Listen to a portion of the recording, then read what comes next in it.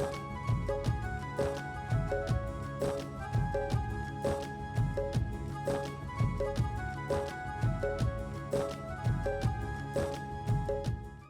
महाराज बोले बात तो तने ठीक है, बना दी, बता दी, ठीक है, पर कोई आज तक हुआ भी?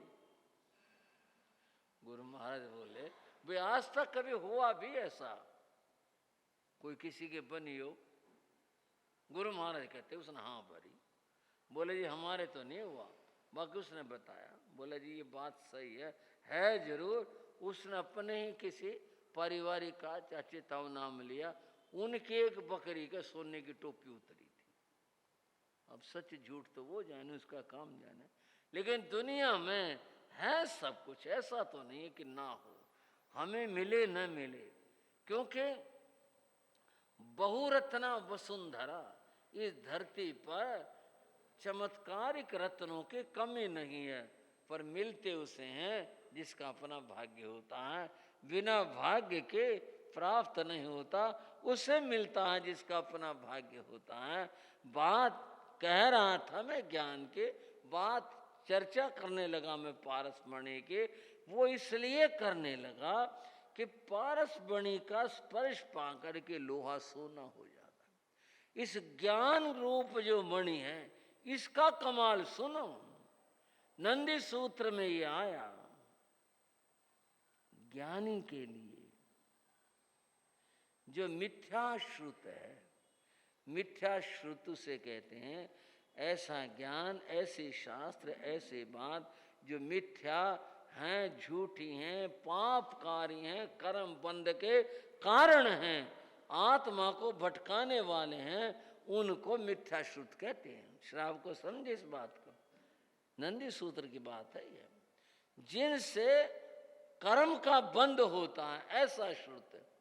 आप कहोगे ऐसे भी हैं, ऐसे भी हैं जिनमें लड़ाइयों की बातें हैं, झगड़ों की बातें हैं, जिनके अंदर चित्त में मलिनता आती है, ऐसी किताबें, ऐसी चीजें, ऐसी बातें और तरह की चीजें जो चित्त कर्म बंध का कारण है, उनके लिए कहा कि जिसको ज्ञान है, सम्यक श्रुत जिसको ज्ञान है, जिसको सही ज्ञान है, जो सम्यक्ति है, उसके लिए मिथ्या श्रुत भी सम्यक श्रुत हो जाता है।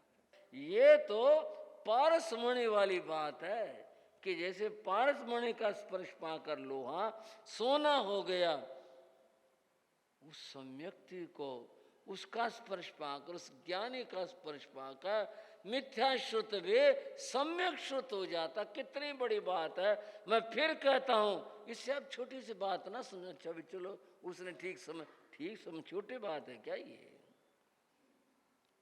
और बंधु मिथ्यात्व की बात, मिथ्यात्व की बात यह है, उसके लिए सम्यक श्रुत जिनेन्द्र भगवान की वाणी, प्रभु की वाणी, वह भी कर्म बंध का कारण हो जाती है। उससे वो कर्म बांधता है उसको, जैसे मिथ्या श्रुत से होता है ऐसे उससे वो कर लेता है, ऐसा हो जाता है। अब आप इस बात से ये अनुमान कर सकते हैं, और ये तो ज्ञान का मामला बड़ा विचित्र है, जो इतना पलट दे, इतना परिवर्तन ला दे। कितनी बड़ी बात हो गई है बंधुओं। ज्ञान की बात ऐसी ही इसी प्रकार की है। ज्ञान से सब कुछ विपरीत हो जाता है, उल्टा कैसे हो जाता है?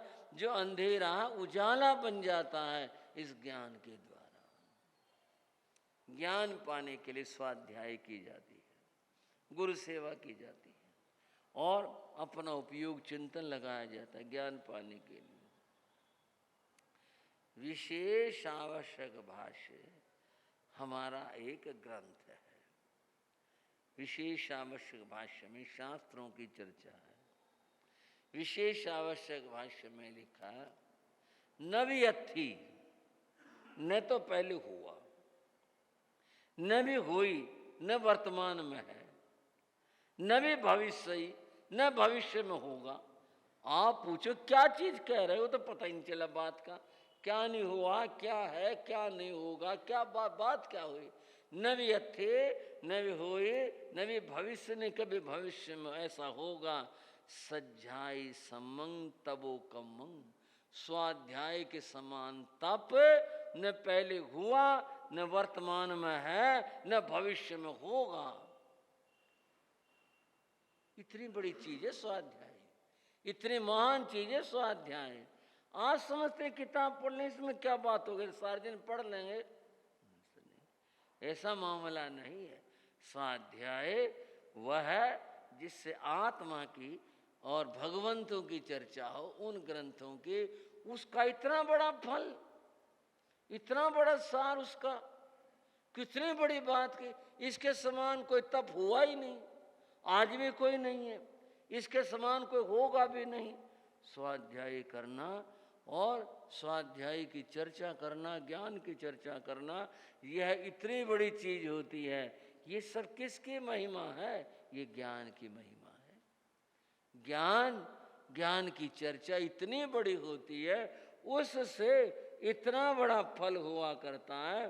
तो बंधुओं, ज्ञान बहुत बड़ी चीज है। और भगवान महावीर ने कहा, जावंत विद्या पुरुषा सव्येते दुख संभवा। जितने अज्ञानी हैं, सुन लो, फैसले की बात है, जितने अज्ञानी हैं उनका ज्ञान उनके लिए दुख का कारण है। श्रावको, जितने अज्ञानी हैं उन अज्ञानियों का जो ज्ञान है वह उनके दुख का कारण है। जिस पल, जिस घड़ी अज्ञान नष्ट हो जाए, ज्ञान आ जाए, दुख भी उसी समय नष्ट हो जाता है, वो भी दूर हो जाता है। ज्ञान इतनी बड़ी चीज है। इसलिए बंधुओं, नव पद आराधना में हम ज्ञान की चर्चा करते हैं। आज जैसे ज्ञान की बात है तो ज्ञान इस पद का सुमरण भी करेंगे। पद का मात्र नहीं, ये तो हमारे को जगाने के लिए है। हम स्वाध्याय के प्रति सचेत होंगे, स्वाध्याय करेंगे, सोचेंगे, ज्ञान का चिंतन करेंगे, ज्ञान पर मनन करेंगे और इस ज्ञान की आराधना करेंगे। इसकी आराधना इतनी बड़ी बताई गई कि आत्मा के, जीवन के, व्यक्ति के दुखों का अगर अंत होगा तो ज्ञान के द्वारा होगा। आज के दिन 51 माला जपते हैं। इस पद की नमो नानस से मैं ज्ञान को नमस्कार करता हूँ। यह ज्ञान की विनय है। ज्ञान की विनय करो, ज्ञानियों की विनय करो, ज्ञान के उपकरणों की भी विनय करो। अर्थात जीवन के अंदर ज्ञान को महत्व दो। ज्ञान अंदर का प्रकाश फूटेगा, अंदर और बाहर दोनों जगह पर उजाला हो गया। ज्ञान ऐसी चीज है। चर्चाएं बहुत सारी, समय स्थिति को देखते हुए इस बात को विराम देते हैं। और अब हम दूसरी चर्चा इसी ज्ञान की, जिसके जीवन में ज्ञान का उजाला होता है, उसके जीवन में क्या होता है। चर्चा नमोकार मंत्र की है। चर्चा एक महासती के जीवन की है। कैसे? सुनो सुनो जग वालो, तुम नमोकार के अटल कहानी। सुनो सुनो जग वालो, तुम नमोकार के अटल कहानी। सुमरण करन से जिसके सफल बनेगी जिंदगानी। सुमरण करने से जिसके सफल बनेगी जिंदगानी। सुनो सुनो जग वालो, तुम नमोकार।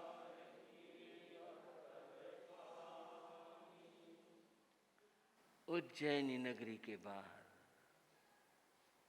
कोढ़ियों का विशाल दल ठहरा हुआ है। आज तो उन कोढ़ियों के, किसी को कोढ़ी कहना मना है शास्त्र में, पर कथा प्रसंग है इसलिए बोल रहा हूँ, क्योंकि नाम किसी का है नहीं, इसलिए बोल रहा हूँ। उनमें एक नई खुशी आई हुई है। सब में एक आनंद और मस्ती का आलम और वातावरण बना है। सारे हर्षित नाच और गा रहे हैं। वो भी कहीं से बुला लाए या ले आए, वो भी ढोलक बजा रहे हैं।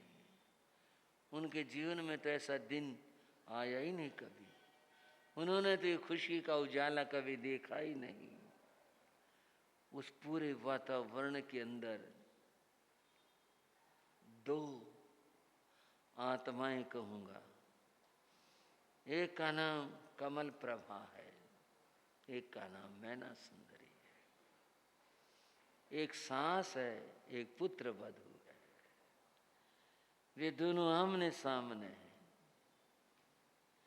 सास की खुशी की तो कोई सीमा नहीं है।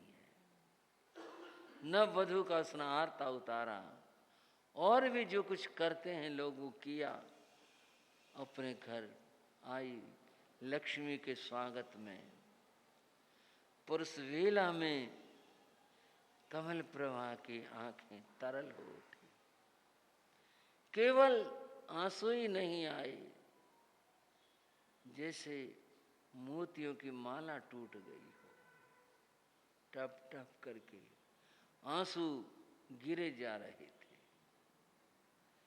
मैना बड़ी बुद्धिमान थी, बुद्धिमती थी। उसने कहा ये आंसू, खुशी में आंसू आते हैं, पर ये आंसू कुछ बता रहे हैं, कोई बात है। ये केवल खुशी के नहीं है, इनमें तो कोई कहानी छिपी है। उसने अपने सास से पूछ लिया, माता जी क्या बात है? मैं न बोले मातृ श्री जी, यों अधीर क्यों होती हो? आँखियाँ छलक उठी हैं यानी, मन ही मन क्यों रोती हो? माता जी क्या बात है? नहीं बेटा कुछ नहीं, ऐसी खुशी होती है ना जब मन में, तो पता ये तो सयानी और बुद्धिमती है, आंसू आ ही जाते हैं, कोई बात नहीं। सिर पूछकर, नहीं माता जी कोई बात है, हाँ छिपा रही हो। क्या बात है? नहीं कुछ नहीं, कुछ नहीं बेटा, आज तो हमारे भाग्य खुल गए, बेटी तो हमारी यहाँ आ गई। नहीं माता जी सारी बात ठीक है, पर आप छिपाओ मत, बात बताओ। एक लंबा सांस भरा कमल प्रभा ने, और लंबा सांस लेकर बोली, अगर मैं महारानी होती, ये भी होता तब महाराज। किस कारण ये दशा हुई है, कुछ तो मुझको बतलाओ राय। बेटी क्या कहूँ, अगर मैं महारानी होती तो ये तेरा पति आज राजा होता, और ये राजा होता तो फिर क्या कहूँ, तेरा क्या पद होता, मेरा क्या पद होता। ये सपना है, कल्पना है, या कोई बात है ये जो आप कह रही हो कि मैं महारानी होती? सपना भी हो सकता है एक आदमी का, किसी का भी, मैं राजा होता, मैं रानी होती, मैं ऐसा होता। ये तुम्हारा कोई सपना है या कोई बात है? ये बात बताओ, कारण क्या है? दुष्कर्मों ने चाल चलिए, अबला किसकी है मन मानी। सुनो सुनो जगवाला तुम, नमोकार की अटल कहानी। सुनो सुनो जगवालो तुम, नमोकार की। आंसू पहुंचे कमल प्रभा ने, और फिर कहा, बेटी ये कल्पना नहीं है, सपना नहीं है। मैं महारानी थी, इन कर्मों ने क्या बना दिया। ये तेरा पति राजकुमार था, आज ये युवराज या राजा होता, हमारे दुष्कर्मों ने हमें यहाँ पहुंचा दिया। होता, मैं फिर आपसे निवेदन करती हूँ, ये आपके मन की कल्पना है या क्या बात है? नहीं बेटी, हमारा तो राज था। आपका राज था? हाँ। तो आज यहाँ ये दशा, ये सब कुछ। बेटी, अच्छा होता है अपने घर की जो भी कुछ बात है वो पुत्र वधू को बता दी जाए। छिपाने से कुछ नहीं, कल तुझे पता चलेगा तो क्या। मैं आज ये बता देती हूँ, हम कौन हैं, हमारी स्थिति क्या है, ये दशा क्या है। सुन लो, मैं बताती हूँ। सास बोले बेटा मैं ना कर मन करुण कहानी है। अंग देश चंपापुर नगरे सुख संपन्न राजधानी है। वहाँ के राजा सिंह रथ जी थे, जो थे मेरे प्राणाधार।